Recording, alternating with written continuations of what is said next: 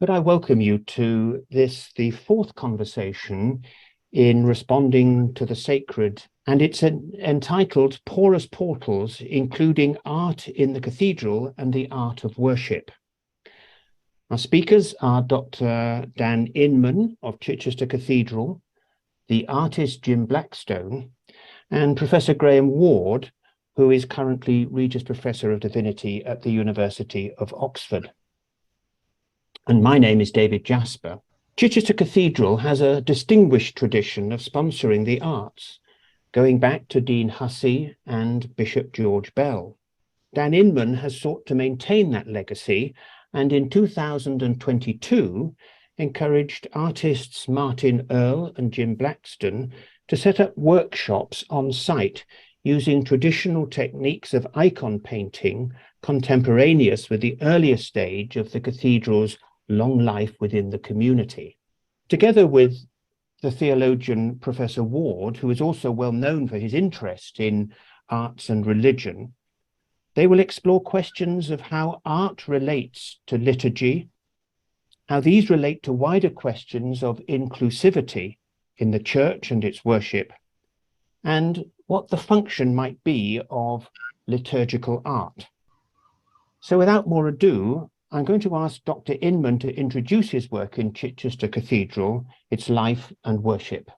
Thank you, David. This project arose during the pandemic, I suppose, and I've been here 4 years and was wondering really about how do we keep alive that engagement between the cathedral and the arts, and aware really, as I sort of spoke to other people engaging with the arts and cathedrals around the country, that a lot of what cathedrals are doing really is inviting art into cathedrals, which invites conversation or provokes, for which of course there is a place, but what one wasn't really seeing so much was a living tradition of Christian artistic activity and offerings. And I suppose when you look at Chichester and Walter Hussey's legacy here from the mid 20th century, you're encountering artists like Graham Sutherland, and there was Henry Moore here as well for a period in terms of some of his sculpture, and John Piper, who were very much formed by the Christian tradition. Debatable to what degree they were active. They engaged prayer as they engaged in their own artistic activity, of course. But it's very hard to find that kind of those resonances, I think, in some of the modern art which takes its place in cathedrals nowadays. I suppose I've always felt really that if you're going to have a conversation, then there needs to be something theological and Christian to engage with in that conversation, rather than just inviting that art in and presuming that there's another side to the conversation, which I didn't feel was so present perhaps in some of those engagements in cathedral installations in recent years. So and of course it isn't just the Hussey that we have in Chichester. One of the greatest installations really is the Chichester reliefs from the 1120s, which were rediscovered in the 1820s behind some choir stalls, which was a sensation in the 19th century, kind of revelation really of early Norman, late Anglo-Saxon sculpture. And then those reliefs, of course, were enormous inspiration to Henry Moore, who used to come see them as a student at the Royal College. There's a kind of communication which emanates from those reliefs, in particular the faces of Mary and Martha, which I think are the highlights of the cathedral collection. And then at the other end of the spectrum, you've got the appalling Patrick Proctor depiction of John the Baptist, which I think, everyone considers to be a sort of total failure, really, of communicating the Baptist and the iconography of the Baptist. In fact, it's sort of disappeared, or been disappeared more recently. We're sort of reimagining that chapel somewhat. And I think the Hussey legacy is an interesting one, because you've got this sense of deans feeling that they had to sort of contribute to this gallery of art, and it became perhaps more an expression of the egos of successive chapters than any kind of thought about the liturgy. And that's a personal opinion, but this wasn't necessarily art for the liturgy, for worship. On the back of that, I thought, well, what would it look like if we had sort of rediscovery of that living tradition, not just in terms of presentation, but in terms of practice, which I think is important to when we're looking at Christian iconography, is the way in which it's made, the way in which prayer shapes it, shapes the production of this art. And that's when I got in touch with Aidan Hart, and who's a leading iconographer, an Orthodox artist, through his work at the Prince's School of Traditional Arts in London. And I said I had this kind of idea of artists at work in the cathedral, but also theological engagements with that tradition. A bit of a wildcard email, and Aidan rang the next day and saying, I've been praying for this for years. So it sort of went from there, really. Then one of Aidan's pupils, Jim's colleague in the workshop, Martin Earle, it turned out was looking to come to Chichester because his family was here. And I said, well, what about if we provided you with a workshop without any reference to my chapter colleagues? And that seemed very exciting. That proved slightly harder in practice than I initially thought. But what we did do was, as David alluded to, was build a workshop, a beautiful workshop, in fact, in the north transept, and with the interior being not just the tools of production, but also books and reference to the tradition. And during the course of that spring, and Jim will talk more about that, I think it'd be good for him to speak about that, people came and saw these artists at work.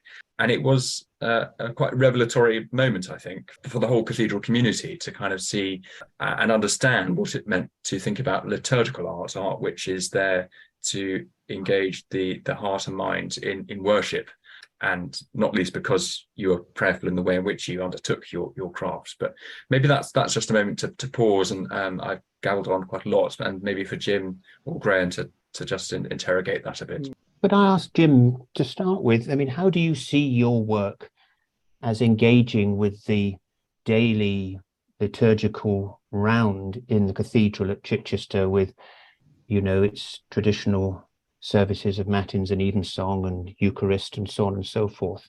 Do you see yourself as contributing to that, or how do you engage with it? Contributing to it in only so far as we're fully participating in it. One of the virtues of the workshop that Dan's described in spring last year was its place beside the organ console, and we regularly heard the wonderful musicianship of Charles Harrison here and Tim Ravald. And we felt then the strong force of collaboration between the different arts, visual and musical, precisely in, as you suggest, the liturgical round of the cathedral. So that was a joy. And my sense is that the work, if I speak for myself, working alongside Martin there, was that the work was informed to a level that's hard to explicate, precisely by the liturgical round ongoing. We would hear it, we would see the people coming in, they would visit before and after particular services. We got to know the cathedral community at worship and as visitors too. The piece that I produced there was initially due to go to, and remains due to go to, the Canon's Vestry. It's a mosaic of St. Dominic. Currently stands in the shrine area by the Lady Chapel. So there's an example of a work precisely serving the people as they come to the daily Eucharist, and as alternatively they visit the cathedral. So serving precisely the liturgy there. Graham, how do you see this as a theologian, developing your understanding of the liturgy and its inclusivity? Let's leave the inclusivity to one side for the moment, simply because I'd like to think more generally about this. There are a couple of terms that really kind of are evocative in what both Dan and Jim have actually talked about. One of them is a living tradition. I mean, I'm based at a cathedral myself, at the cathedral in Oxford. And there's a kind of sense in which cathedrals are never finished artifacts, but they are always things which have to adapt to the new situation. So and that that includes the building work alongside everything else. I mean, ours has been, refashioned in the 19th century, for example, and done well and restored in a kind of way to its Romanesque foundations. And at the moment, we're going through access questions, which require that there's going to be some way of getting people in that can't get into Cathedral easily. Certainly seeing from the cloisters, because there are just too many steps. So it's just, and ramps are not, it's not easy to get ramps up there. So the cathedrals are unfinished projects themselves. And it's always seemed to me that they are the greatest forms of art. I mean, Wagner used to always talk about the great Gesamtwerke, that he wanted to bring everything together in the theatre. And I want to come back to the theatre in a moment about the liturgy, but actually cathedrals are the place in which the arts and architecture all come together in the most glorious way in which they can. That they are the most profound evocation to the glory of God in a way. But they are living traditions. And I think that becomes quite important. I am aware, though, that living tradition broke in some way. And I think actually some of the, I'm not going back to hitting Catholics or Protestants over the head here, but in some of the way, the way in which the destruction of the iconography that took place within the Reformation, which happened certainly in the cathedral that I am in, defacing this, that, and the other, was a symbol of something that broke in the relationship between liturgy and worship. And we are still, Oxford movement onwards, we are still trying to recover that sense in which the two come together. I mean, if I think about the liturgy in my own cathedral, the most dominant influence probably is theatre more than anything else. So we look at the liturgy in terms of the scripting, the office. What does it say? What words can we use? Which is a very kind of intellectual kind of putting out there the text of things. Everyone has the texts of the scriptures, the texts of the liturgy there as they actually walk through the door, which is deeply against, in some ways, what the tradition was about, which was actually much more oral, much more fluid, much more open. And a lot of the kind of inventive aspects of doing liturgy then come through adding bits of symbolism and performance, rather than thinking the whole thing through as an act of worship. It is an act of worship, but we are still not being totally creative, I don't think, in our act of worship. And I think we're still inhabiting that kind of brokenness between the liturgical and the worship, which actually must go back theologically to an understanding between the creator and human creativity. That has broken. There's a suspicion about human creativity. And I think, in fact, part of what hopefully moving towards in what you're doing at Chichester, maybe what Jim's doing, is actually trying to say, look, human creativity, and I think the likes of people like Graham Sutherland, for example, or Henry Moore, who are not necessarily involved in commitment to Christianity, but actually human creativity itself is an aspect of divine creativity, and bringing that in and recognizing that, rather than being skeptical about human creativity. And that seems to me to be the absolute fundamental aspect from which all liturgy emerges. That this is service, liturgia. This is divine service. This is service in practice and participation with worship. It is a form of worship. Dan, how do you respond to that sense of provisionality, perhaps fragility almost, because it's not something that emanates naturally, it seems to me, from Chichester Cathedral, which has a great sense of dominance and presence and establishment. And yet, actually, many of the things that Graham has said there seem to run counter to that in terms of their creative fragility and provisionality. I suppose I was reflecting a bit upon how people engaged with what Jim and Martin were doing and what really excited them.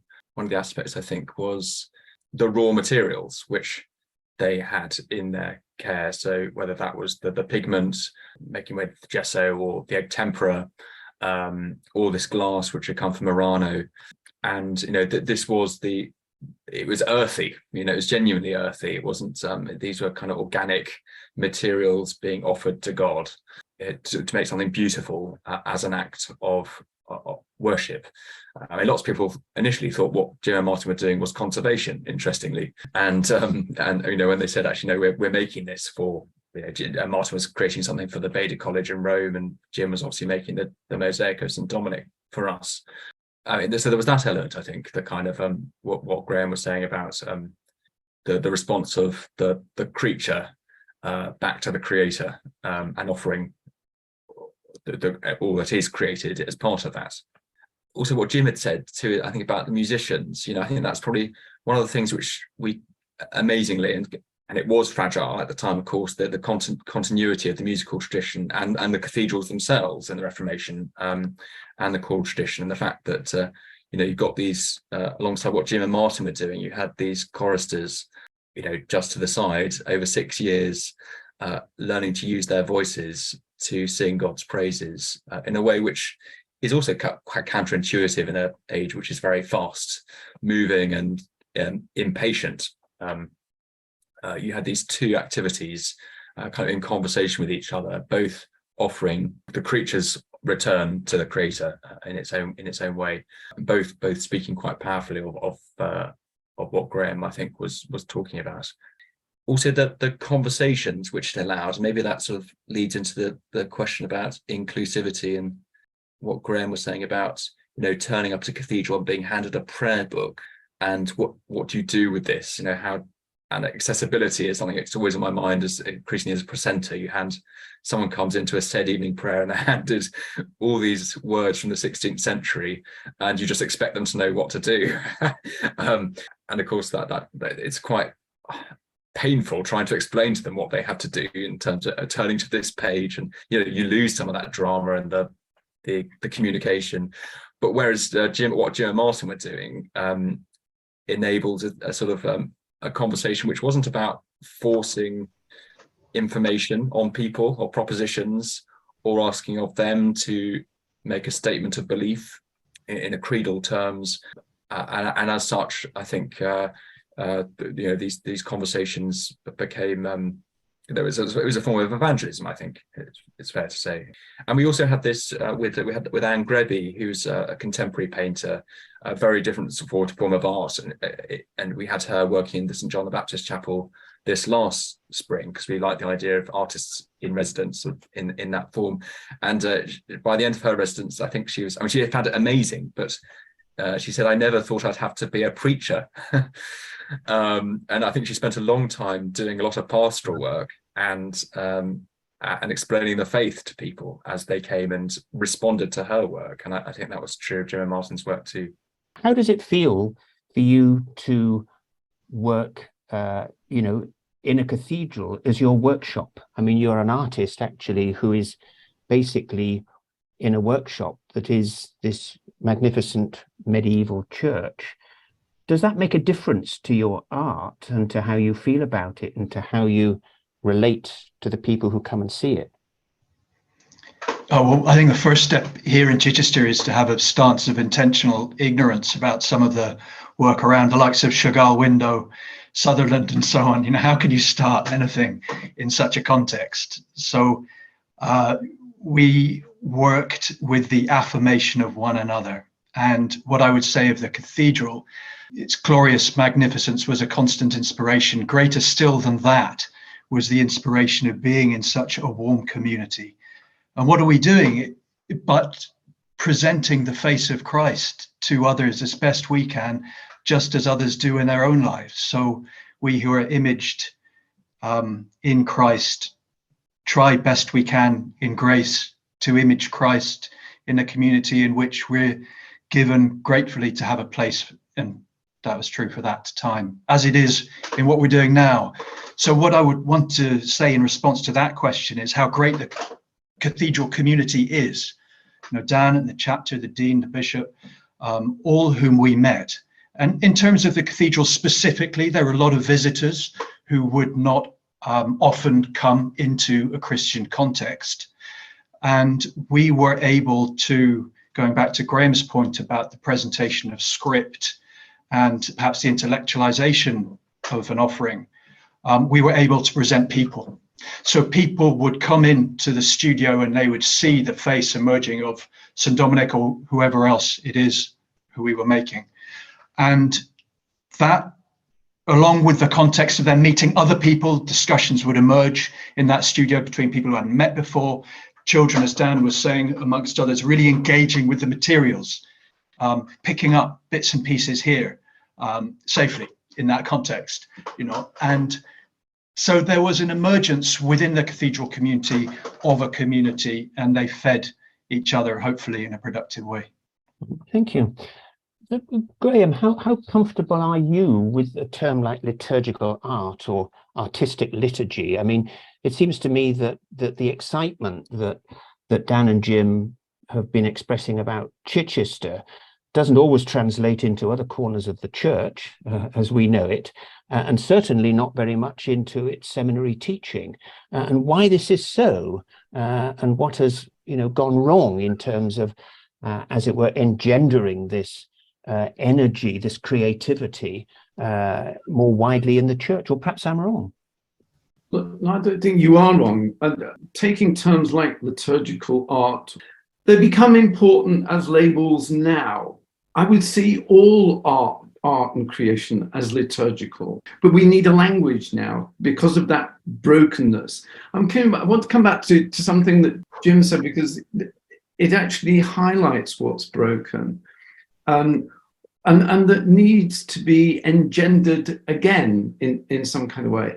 And that is, we're getting right down to materiality here, that materiality is something which is good. It's about embodiment. And those forms of embodiment are about the sonic embodiment within music, but they're also about community, communion around you, persons around you, being formed through, touching the materials that you're working with. That these are, it's that whole fundamental kind of fracturing between creation, being a creature, and being creative with those things. Because what it seems to me that we're doing through all art is a kind of figuration of a body, if you like. For us within the Christian tradition, that's the body of Christ as we understand the body of Christ. But theologically, we don't know what Christ, we can't pin Christ down. Christ is much more than just the Jesus of Nazareth. It was always more than the Jesus of Nazareth, even within the Jewish traditions. But there is a figuration of a body here, a divine embodiment here. And we've lost the sense of that. So we need terms like liturgical art. But what I wouldn't want to do is to see that being siphoned off as if that's a genre or a category. Okay, so only certain people do liturgical art. I just don't think that's right. I think actually we want to move through this to a recognition that actually what artists are doing, whether it's Tracy Emin or whoever, is in their creativity, they're delving into the materiality of who they are and how they've been shaped in and through their working with the materials that they work with and fashioning something. And we're fashioning an embodiment, a vision of something, which is divine to me. So we need that kind of label. You almost want to break down the barrier between, say, an art school and a seminary.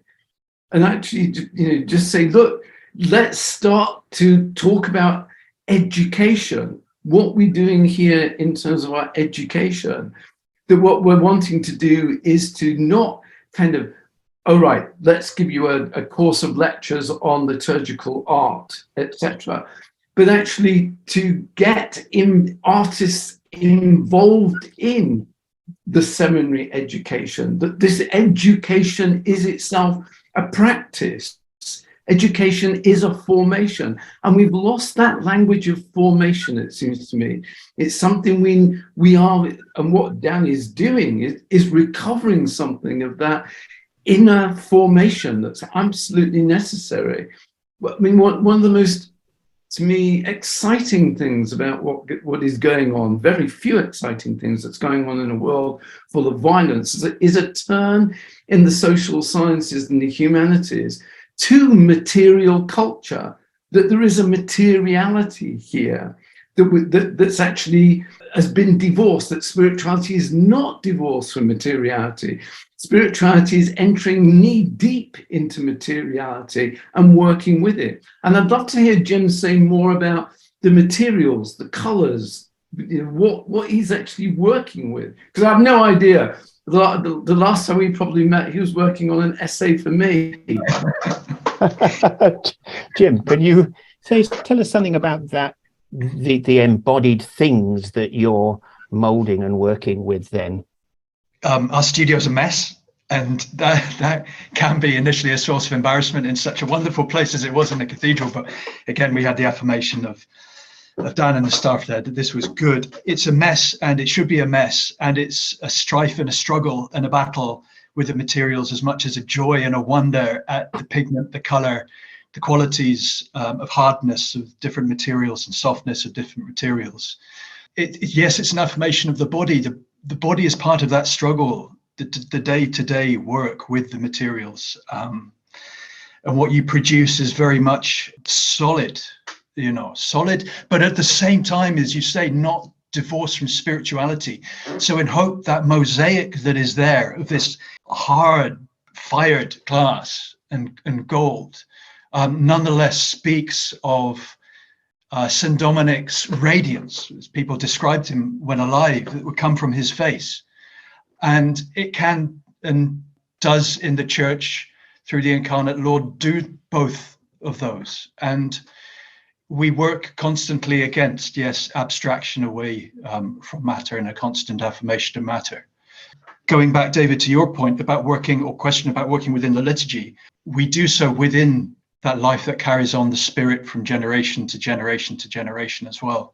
So we must astride the two and not get bogged down in or the material at the same time. There has to be points of rising up through or being lifted up through the processes. It's easy to lose yourself sometimes just in the constant play, but it's a constant reviving and I think a resurrectional moment towards the final product. So would you want to go so far as to say that there's a kind of sacramental quality in what you're doing? And what strikes me also is the kind of continuity between what you're doing and those late Anglo-Saxon, early medieval artists in Chichester who were probably using not dissimilar materials to fashion their art in the same way that you today are employing these stone pigments and so on and so forth. And that contributes to the kind of sacramental life of this place. Is that going too far? If I can respond there, in its widest sense, sacramental, certainly. Thinking about, as Graham was saying, the notion of creativity, reflecting divine creativity in and beyond the bounds of any circumscribed liturgical art setting. I think there is then a question that arises about what art works best in the sanctuary and the spaces of the sacrament proper that might be interesting to explore, where people do come face to face with Christ. Is there a particular understanding of art that functions best in that context?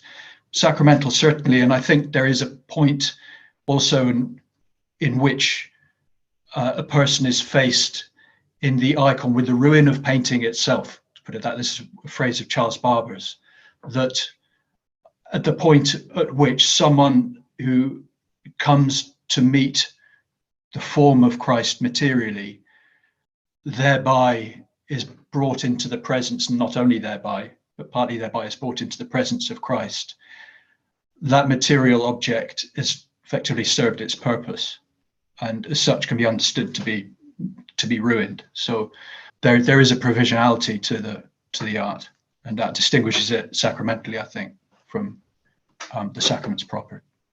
Thank you. Dan, could I come back to you? I mean, I like the idea of Chichester Cathedral as a kind of messy place, which has never struck me when I've gone into it, but it maybe should be a bit messier than it is in the creative sense. Something between a school of art and a seminary, and I quite like that kind of idea as well. I mean, I want to go back to this term inclusivity.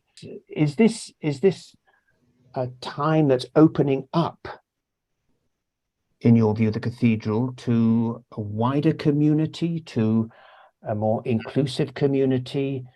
Does it bring to the cathedral as a place of art and worship people whose natural inclination might not be to go there except as a kind of tourist?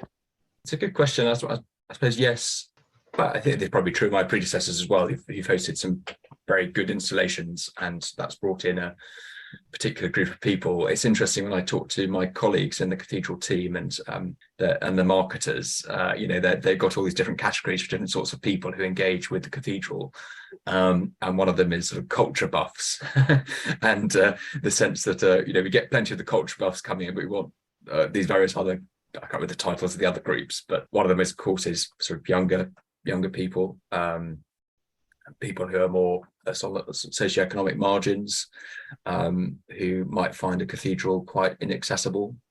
Alongside what we're doing with Jim and Martin is, as many other cathedrals are, a whole host of other activities which are not particularly liturgical at all, but bring in a whole variety of new people. And I suppose you don't expect that someone who's coming in to do a silent disco as a load of kids underneath one of Luke Jerram's art pieces, for instance, are necessarily going to become Christians, but that there is a sort of inclusivity which is going on there too, which I think is important to talk about, and which has been a much discussion, I think, in cathedrals more generally.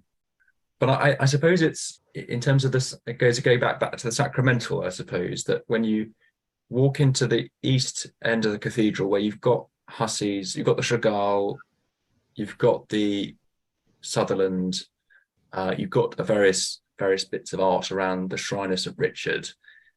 What has been interesting is how the light that emanates from Jim's mosaic has sort of drawn people towards it. And I think that's something is about how the light falls upon the mosaic at certain times of day.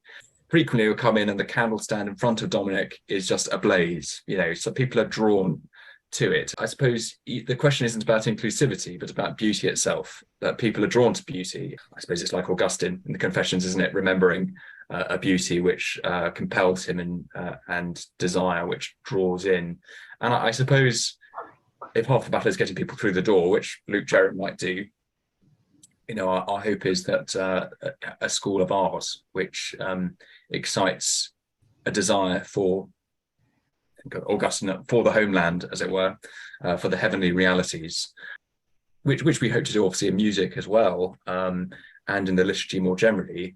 I think that's the challenge for all of us, and cathedrals are an enormous stage upon which to perform that return home, if you like, and to be drawn into the mysteria of the sacramental, which I think that in itself, reigniting imagination for that is a task which is unfinished and provisional, as we've said. I'm struck very much by the sort of idea that Jim's art comes alive in the kind of intersection of light, which is pouring through the windows, but also the place in which it's set. So it's the intersection of a number of different natural and created things, which is creating that moment of intensity for the people watching it.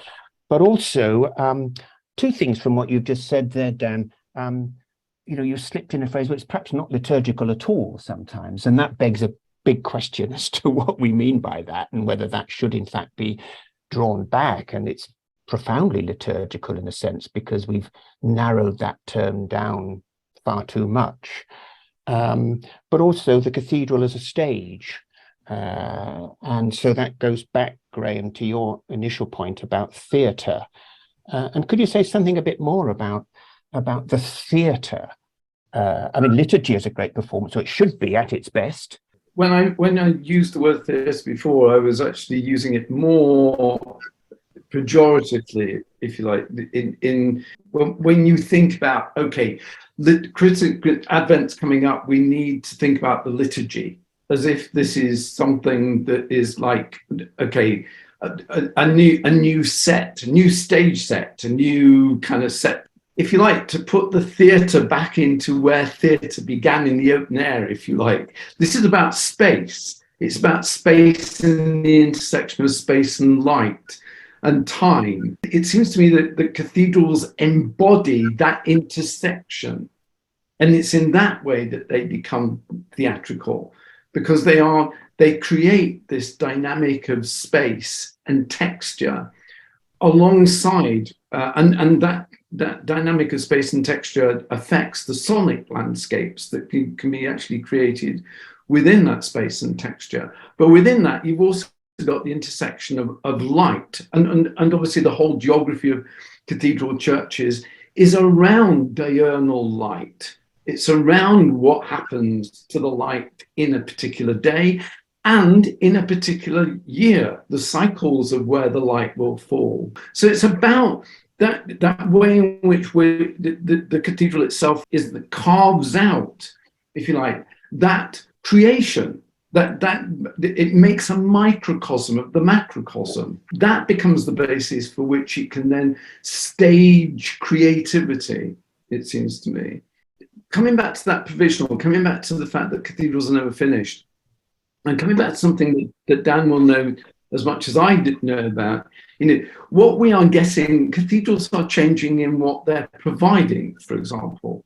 And I think that that's exciting, because we're having to find, the Oxford Cathedral is one of the main venues for performance within Oxford, because it's one of the big sizes. So in fact, you get orchestras wanting to use it, or ballet companies wanting to use it as a space that's actually available. You've also got the tourists. In Oxford, we're not allowed, in Christchurch, we're not allowed to call them tourists, we're allowed to call them visitors. So we call them the visitors. But actually, they're no different from the medieval pilgrims. I mean, let's not sanctify medieval pilgrimage. That was a day out. It was a kind of, there was a lot that went on. Canterbury Tales is very clearly, a lot went on those pilgrimage routes, which would not had to be included, if you like, in whatever creativity is going on all around it.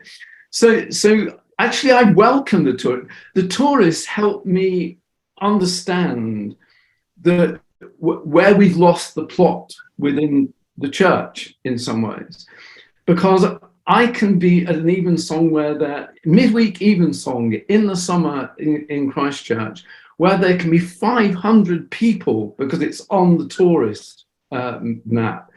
And you begin with the first lesson from the book of Proverbs, and you end with, something like Titus, which bear no relevance whatsoever to anyone of those people, having given them, as Jim said, the Book of Common Prayer as they enter into the cathedral, most of whom wouldn't know what to do with it, or even which direction to actually hold the book in, So you almost want to say, okay, let's actually, in this new order of inclusivity, that the cathedral has opened itself totally, is opened totally to the secular, to what is going out there in 101 different countries that come and visit these places.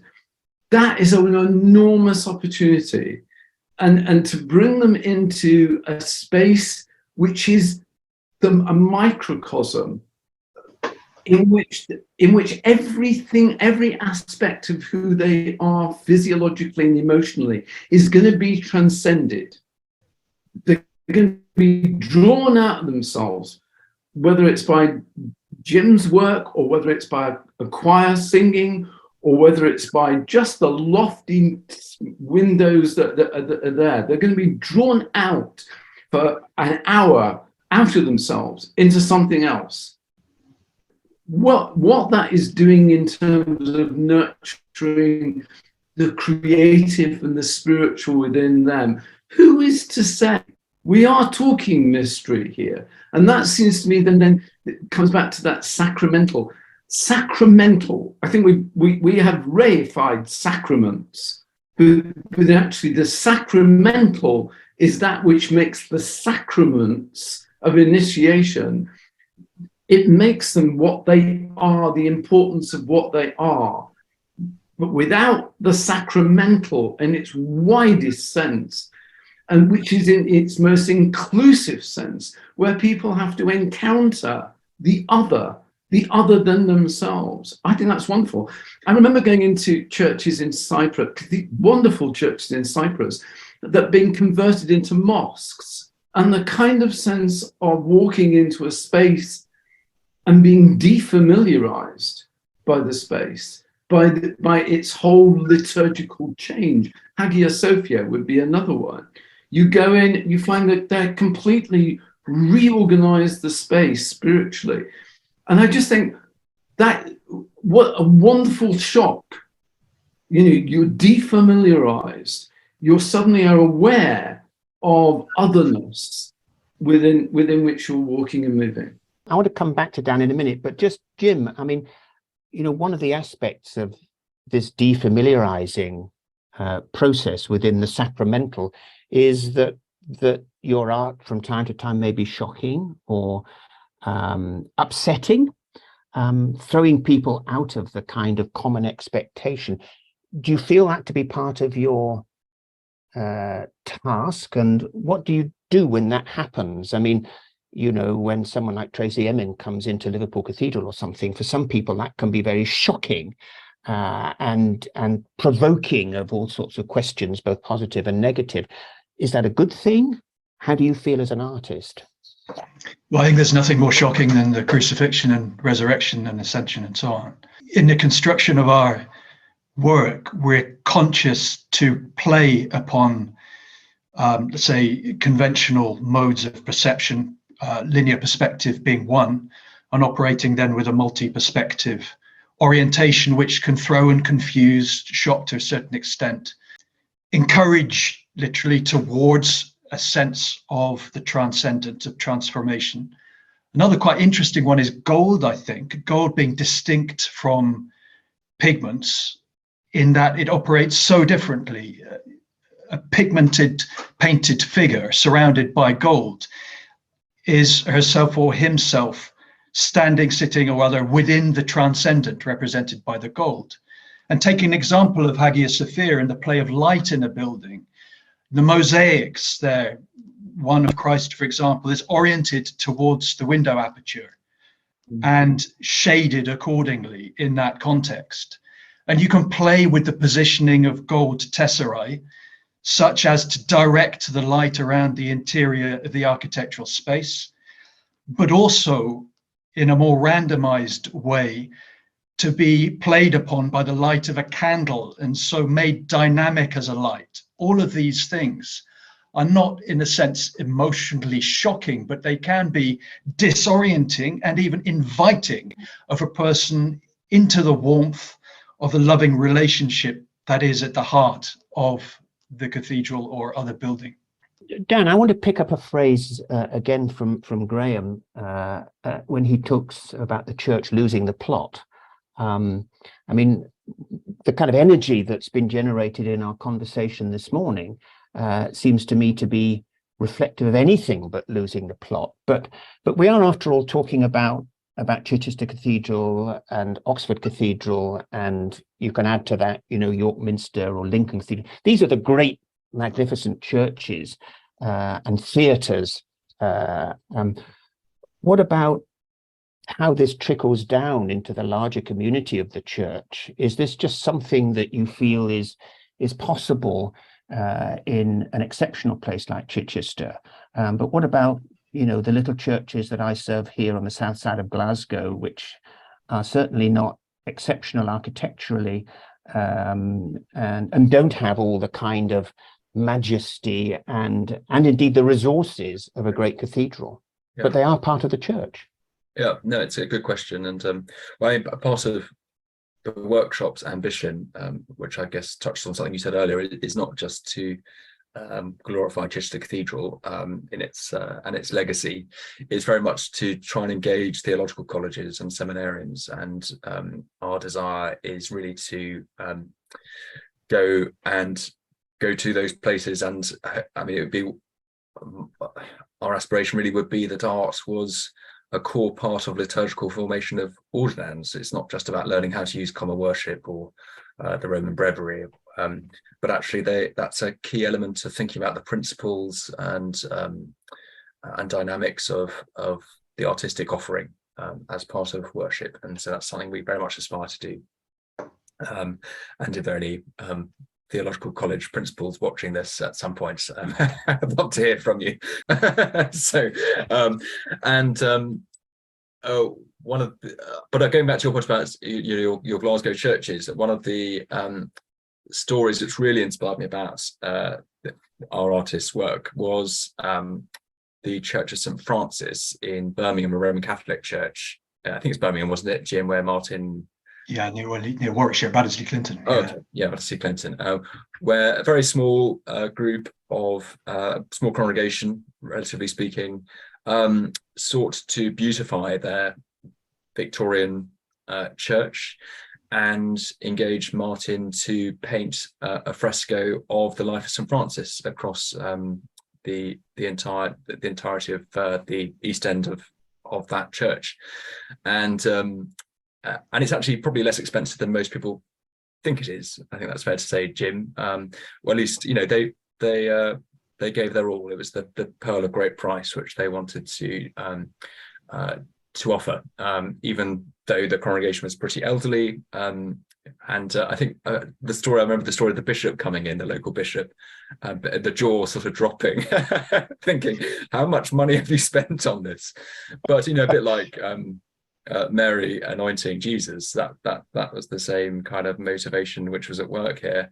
And it's I don't know how that's transformed their mission or otherwise, but I think what we hope to demonstrate in the same way that I think George Bell did actually in the mid-century across churches across Chichester diocese. You know, I think of Berwick Church, not particularly great frescoes in my mind by the Bloomsbury group of the Nativity and so on, but it was all about reigniting the imagination for the art as part of the liturgy, and the whole community bringing it as an offering. And you know, in Berwick, you've got all the local farmer and various other characters, local soldiers, featuring in the fresco in worship of Christ, the newborn Christ. So I think it's what we very much hope to inspire future clergy and others who have influence in bringing beauty into the heart of worship, and realizing that's very much a possibility which will not break the bank, considering some of the money, some of the things which Church of England spends its money on. You know, you can actually have something very beautiful which will last for generations, and not you know, probably a fraction of your parish share. But and can be done by all sorts of different churches, I think. So picking up that point, Graham, I mean, you know, you're a teacher, you're a theologian, you know, kind of where do we begin? Do we begin with theology, or do we begin with art, or is that a false distinction? You know, if you're in a seminary, or indeed more broadly in terms of the educational activities of the church, how do you begin to generate in the community, the wider community of the church, the kind of energies and insights that you've all spoken of this morning? I wish I knew the answer to that one. don't. I mean, as a teacher, I believe in education. And the education, you don't begin with theology, because education is not about information, it's about formation. And I think that the difficulty is that, a lot of, and I'm looking back to my own training at Westcott, which was more about how to do, how to do the liturgies, how to, and unfortunately that I had some good teachers who enabled me to actually think through theologically what I was actually trying to do.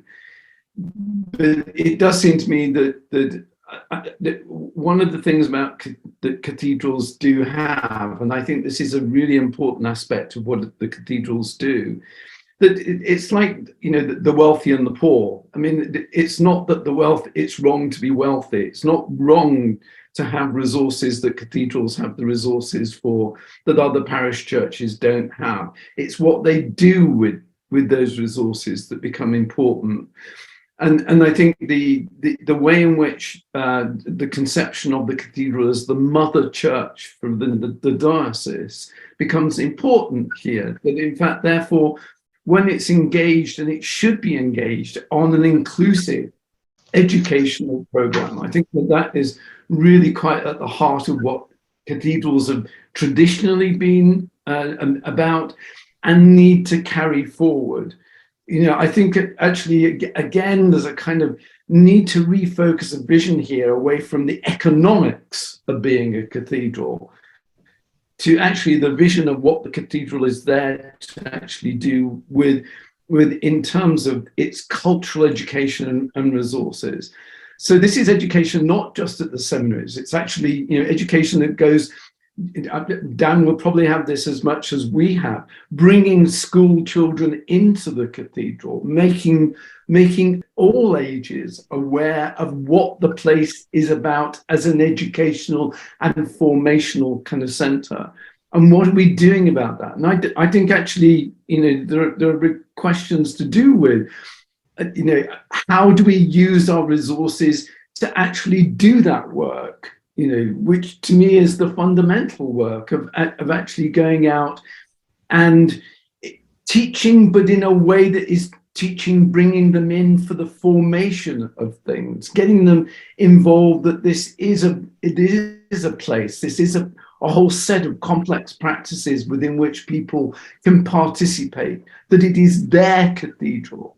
And we are part of what we're doing is bringing them into various kinds of programs and offerings. And within that, central has got to be, this is a creative work within which the liturgy fits as another creative work. And seeing how do we do that, So it's not just, how do we do it with respect to seminaries, but goodness me, to get the seminaries in there would be, and to see what they're doing and get them involved, and for art colleges to go into seminaries and actually help seminarians to develop their own sense of the material things that they can make and build and create themselves. All these things are important, but it's the education that goes all the way through, which is what cathedrals have always been about. They've been there as these resource centres in order to be refracted throughout the whole of the diocese as the mother church that's bringing in and sending out. And the little churches in Glasgow, I mean, here in Mull, they've all closed down. It's all actually gone. And there's only Iona, a few miles down the road, that actually remains as some kind of centre. And why does it remain some kind of centre? Because of the past in which it drove out. It was creative and it drove out, and it created stories about itself in and through that kind of mission. Well, we're drawing towards the close of our conversation. Just as a final reflection on what you just said, I mean, I guess my feeling, we go back approximately the same period, Graham, you and I, in terms of seminary education. And I'm very struck by the fact that what I did getting on for 50 years ago now is not all that different from what is being done today. And that can't be right. That can't be right, it seems to me. And that we have to kind of do something radical about that to take it forward and unpick that in the ways that you've been describing. So before we finish, I would like to give each one of you an opportunity just to reflect, if you wish, for a few moments on what we've been talking about this morning and perhaps where the future lies for you in the church and as an artist and so on. So perhaps I could begin, since we began the morning with you, Dan, and invite you just to reflect a little on what we've been talking about. I've really enjoyed the conversation. Thank you. And particularly, I think thinking a bit more about creation and the material. And I suppose I've been thinking a little bit about the temple more generally.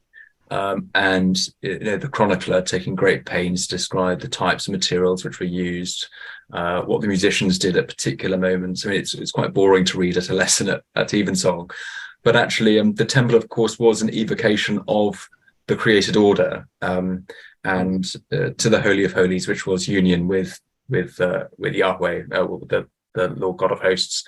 And I think that's the vision. Not least as sort of become a presenter, but if the church could think less about how do you use this book, but how do we encounter our Creator and see again the mysteries of the homeland. Thank you very much indeed, Jim. Well, grateful to be here. Very grateful indeed. And one thing that I've been questioning and hearing is how that creativity, which belongs to all people, to be exercised joyfully by all people, has its place within, say, the cathedral, in the context also of that creativity that's directed specifically towards the expression of an invitation to the sacrament. So, David, picking up your mention of Tracy Emin's work, where does that fit within the whole? It fits, but where? And where does that art, which specifically speaks of, say, the Dominical sacraments, go? That clearly fits, again, where? So the relation of the whole and who organizes and how that's decided, I think is of interest for a comprehensive experience of the love of God in a place.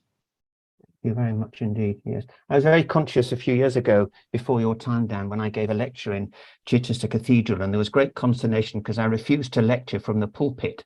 I wanted to go and actually lecture much closer to the people, and this was regarded as a sort of radical sort of move that nobody had ever thought of before. But it seemed to me inappropriate lecturing, particularly the lecture I gave from a pulpit, one that's quite a long way away from the congregation as well. But it was just an indication that I got my way. I sort of stood firm, but it was quite a sort of radical shift. Tiny little thing like that, actually. But we do have to be more flexible, I think. Graham, final word. I hope it's not the final word. I hope the conversation. Oh, final word in this conversation. No.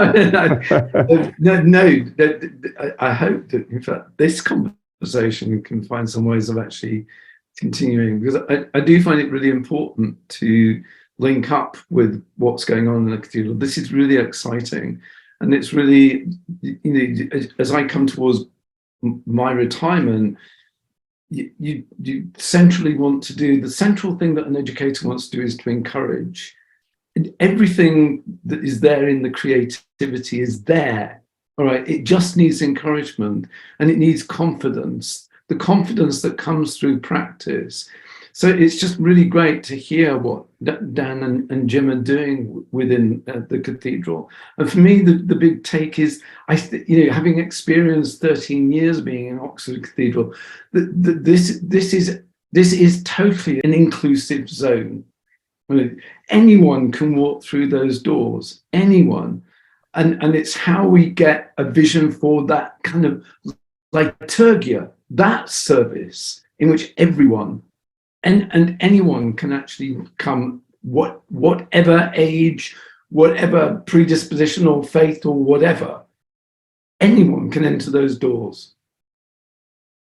That is a splendid note on which to finish. Thank you very much indeed, Graham, and thank all of you, Dan, Jim, Graham, for a marvelous morning. And I hope we can continue this conversation, the four of us, but also other people, forever, really, because it's always going to be provisional until finally we reach the conclusion beyond this world. But I'm very grateful to you all, and thank you very much indeed. Thank you. Thank you.